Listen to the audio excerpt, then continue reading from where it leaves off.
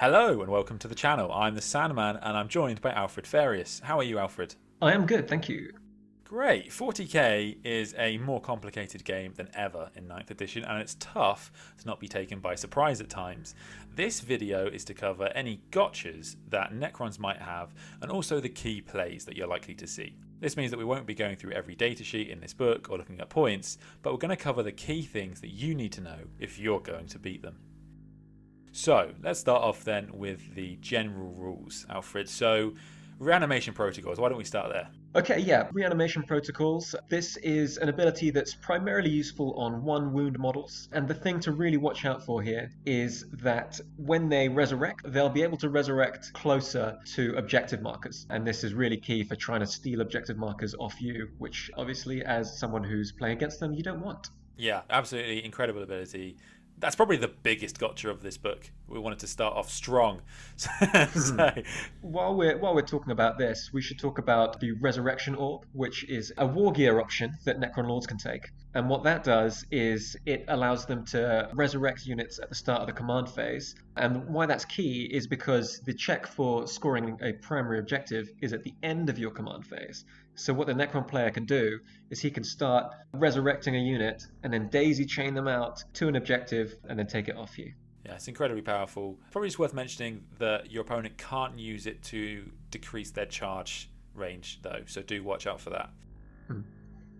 And I think one thing to mention, if you're trying to prevent this, or you know that this is a possibility, just spread out around that objective. Don't let them get within 3 inches of an objective marker that you control, because they also can't resurrect in engagement range of your units. So if you've got enough on it, they're not going to be able to take that off you. That's the main thing to watch out for with Necrons. So just to list off the other key abilities that they have living metal, so all their multiple models heal a wound a turn. They have Might Will Be Done, which means the core units get +1 to hit Neo Lords. They can get +1 move, and they can have quantum shielding on some units, which is basically transhuman physiology with an invulnerable save. Those are kind of the main core rules for them. And then the other thing to watch out for is their command protocols, which are quite complicated compared to, say, Space Marines, but also very powerful potentially. So command protocols, these are a whole host of abilities that Necrons get. The key things to note are that they only work near Necron characters. So if you've got a way to take out some characters, you could stop command protocols from happening for a whole load of things. And one of the big sort of gotcha ones is the fall back and shoot ability that one of the command protocols gives you.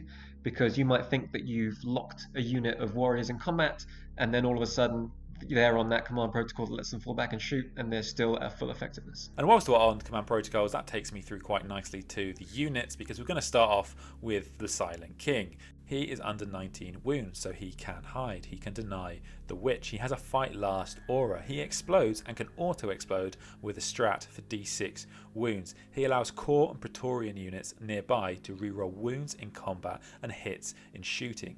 You need to kill his mains first. This means he essentially has 26 wounds with ablative wounds also. And furthermore, when assigning protocols, you can select 4 and use 1 twice if you want to. He can also allow you to switch in the protocol that was not selected. This is a combination of his Warlord trait and his ability, and means that he adds a great deal of flexibility to your entire army. He's a beast, he's a beast. Yeah, and I feel like I can now breathe.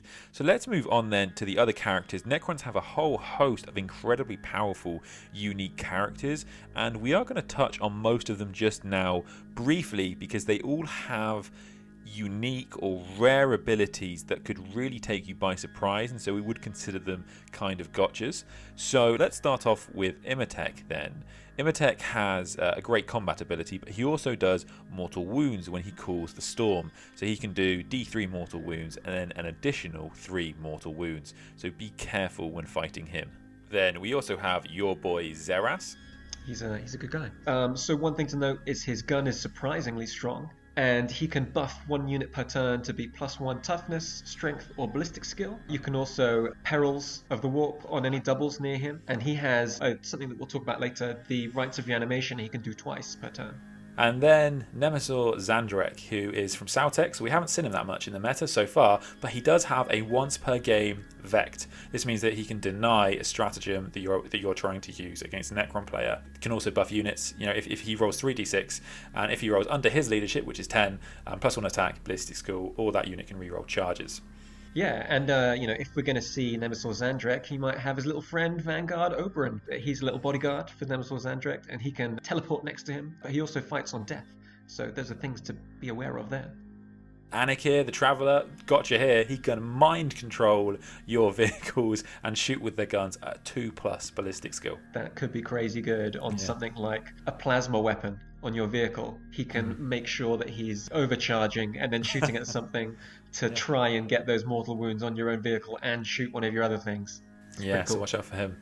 Trazen is a fantastic one. He doesn't just kill characters, he explodes them nearby for D3 damage to your units. And also, when he dies, your opponent can choose to not kill him, but kill another character and move him to where that model was. Pretty awesome, to be honest. What do you expect from the Collector? So that's all we're going to talk about with the named characters, but there's also the Royal Warden, who has the gotcha in that he allows units nearby to fall back and shoot and charge. So yeah, super powerful ability. Yeah, and while we're talking about characters, I think it's worth mentioning the Crypteks, who all have little abilities that are really worth noting when you're against them. So first off, you have the Technomancer, who's more of the classic Cryptek. He has the Rites of Reanimation that I mentioned with Illuminator Xeras, where he can heal and return one model to a unit, or heal D3 warriors. Or, if you pay points, you can make him once per battle resurrect destroyer models. Which is pretty strong. He can also, with another stratagem, he can heal twice using that ability. Yeah, super good. The next Cryptek to talk about is the Psychomancer. He has a lot of different potential gotchas. What he does is it's a 12-inch range. He has to beat their leadership on 3d6. But then if he does, he can choose to turn off actions, turn off objective secured, half advances and charges, turn off Overwatch, and he also negatively affects attrition and leadership. So he's a strong little character. And it's worth noting as well that if you pay points, you can give him the Deep Strike ability, so he can Deep Strike where he needs to go, turn off OBSEC, and then all of a sudden you've lost an objective you thought you had, if he beats your roll on 3d6. Yeah. The last Cryptek to mention is the Chronomancer. He has an ability to put a 5+ invul on a unit, even on a monolith, and he can give them a reroll to their charge rolls as well. Cool, so let's move on then to the Arcana, the various upgrades you can buy for them. They have various mortal wound abilities, so definitely check those with your opponent. They can become -1 to hit in shooting. They can make a dynasty unit nearby able to heroically intervene. Watch out for that. The Chronomancer can select a unit within 18 inches, and that unit has half move and charge. That means if your opponent puts their Chronomancer to just within 18 inches of one of your units that moves, let's say, 6 inches, that unit then cannot charge. So watch out for that. And even on longer movements, that's going to be really devastating. So let's talk about warriors.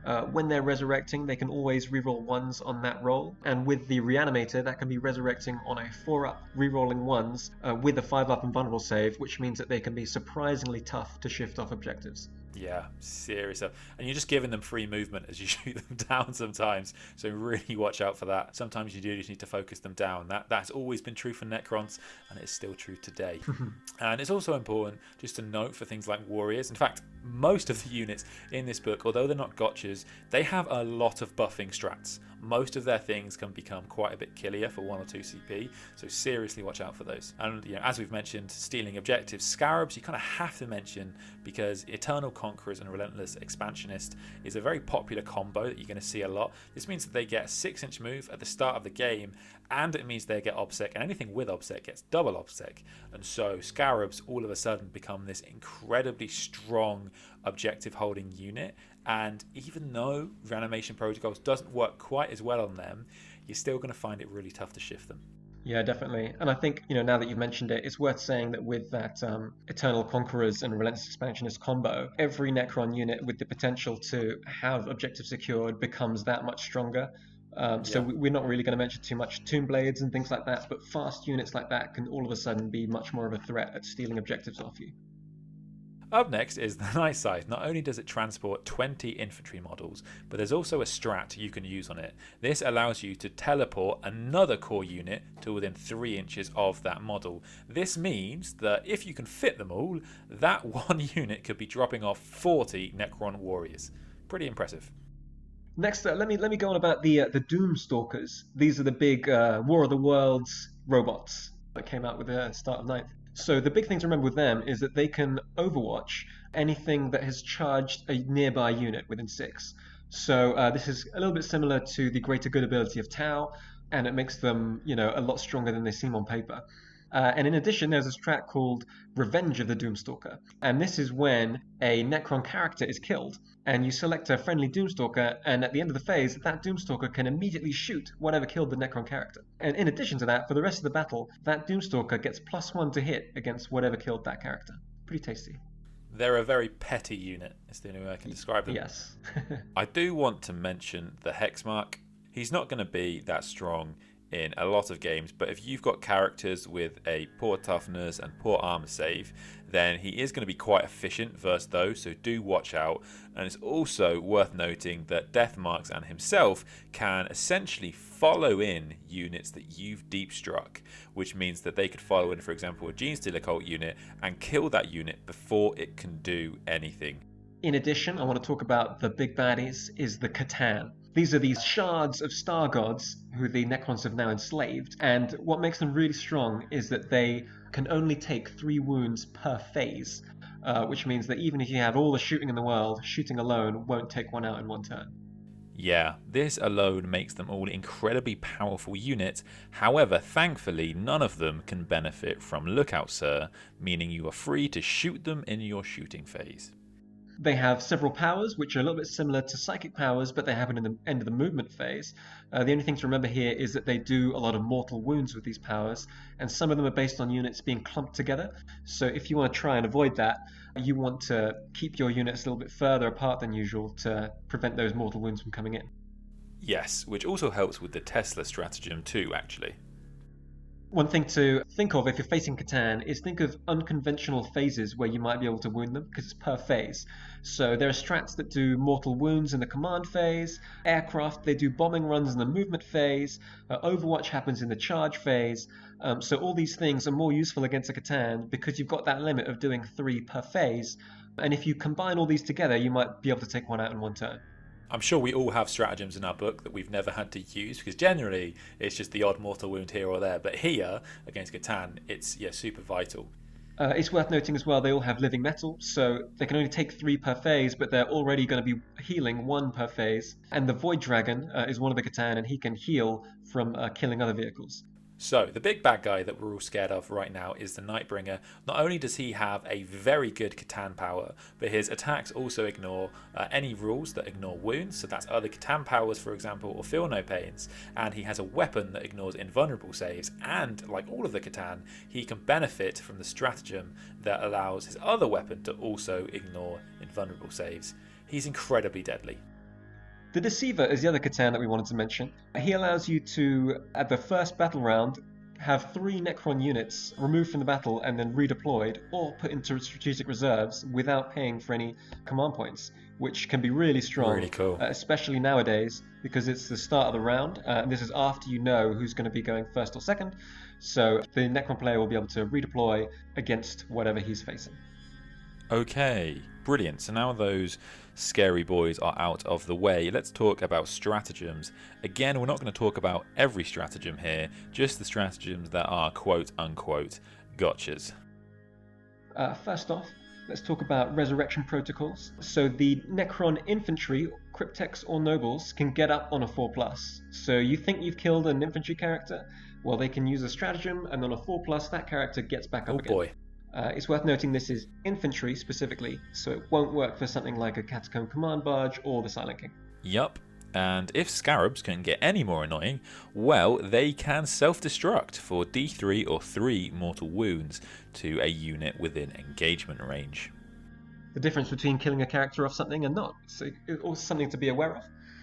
Speaking of explosions, there's another stratagem for Necrons to auto-explode their vehicles. This costs a little bit more for Titanic vehicles, but for something like the Silent King, as we spoke about, doing a lot of mortal wounds when he explodes, you want to make sure that you are out of that radius if you can help it. I want to talk as well about Flayed Ones. So Flayed Ones, actually at the time of recording, it came out today in the Kill Team box. But it's worth noting that Flayed Ones, they can fight twice. There's another stratagem for Flayed Ones which gives them -1 to be hit. So not only are they hitting you relatively hard, but also they're a bit tougher to shift. And then Malevolent Arcing is a really interesting stratagem. So for 1 command point, when a unit is shot with a Tesla weapon, all the other units within 6 inches can take a mortal wound on a 4+. So this can be especially deadly to something like Tau, who have lots of little 2-man drone units nearby.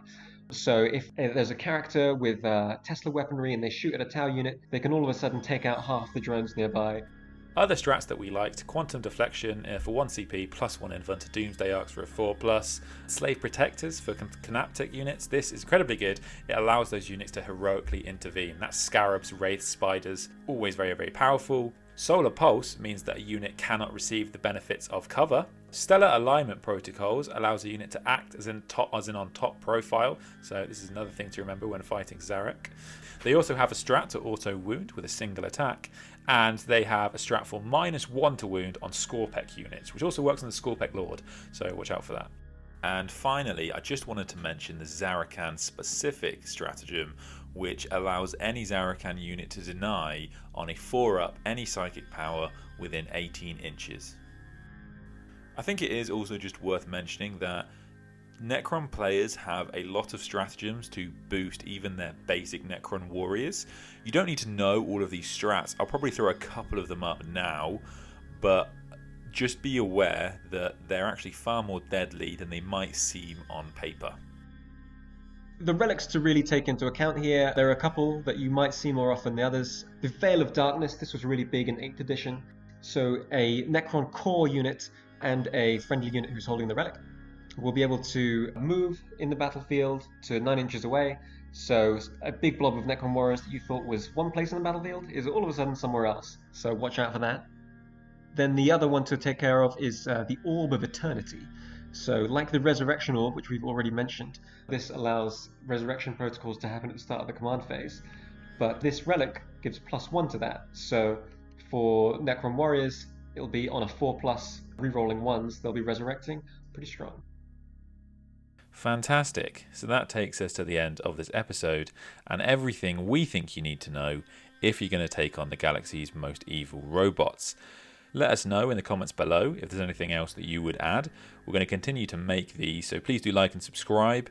We're going to cover Space Marines next and any gotchas that the Codex Astartes has waiting for us. But thanks very much for watching this video and happy hobbying.